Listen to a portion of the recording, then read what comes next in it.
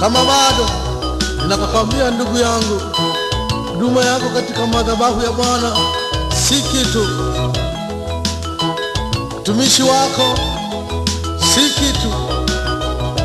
Ukristo wako kujiandikisha si kitu. Ukuu wako wa kanisa si kitu. Na wala dhehebu halitamshinda shetani.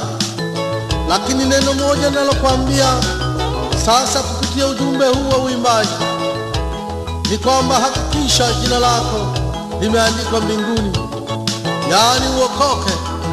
Haleluya.